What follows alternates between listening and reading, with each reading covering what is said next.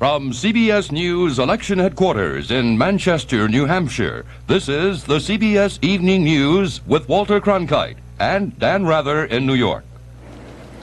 Good evening. The New Hampshire primary campaign is drawing to a close tonight.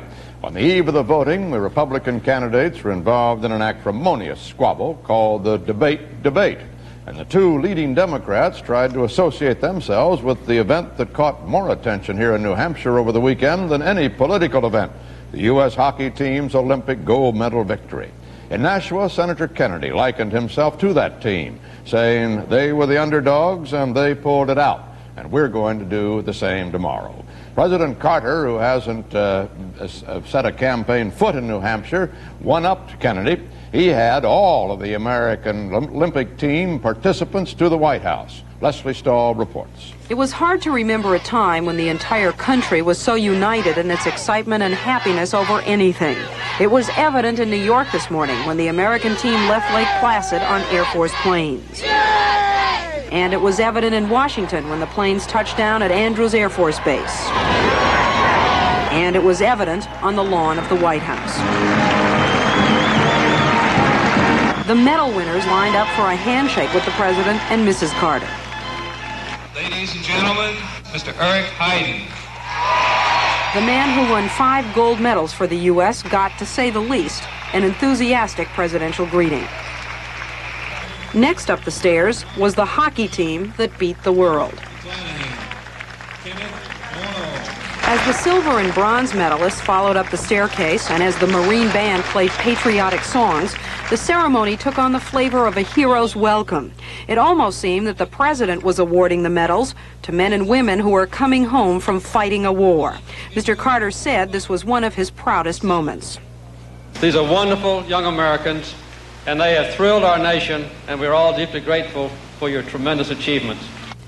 But even as he participated in the glory of the winter team, he reminded everyone that other American athletes will not have a chance to try for medals at the Summer Games in Moscow.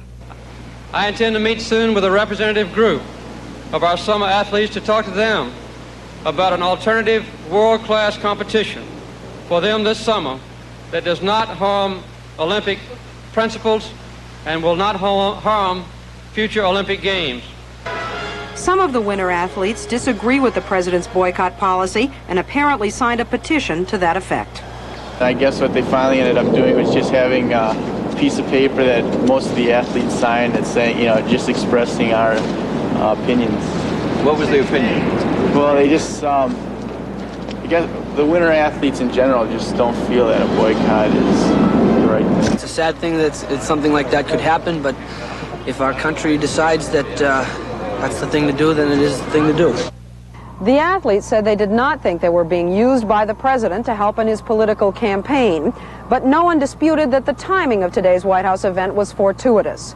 With the economy gloomy and the hostage situation in Tehran tenuous, what better for the president on the eve of the New Hampshire primary than to be seen on television surrounded by a group of young, happy, and victorious American heroes. Leslie Stahl, CBS News, the White House.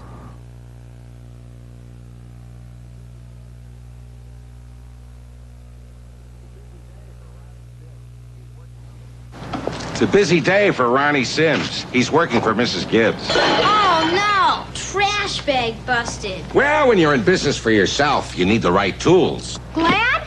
The heavyweight. You can't buy a thicker trash bag. It's tough, tear-resistant, extra thick. And it really packs the trash. Strong. Strong. It's the heavyweight. I'm only paying the boy. Yes, Mrs. Gibbs. The heavyweight from Glad. You can't buy a thicker trash bag.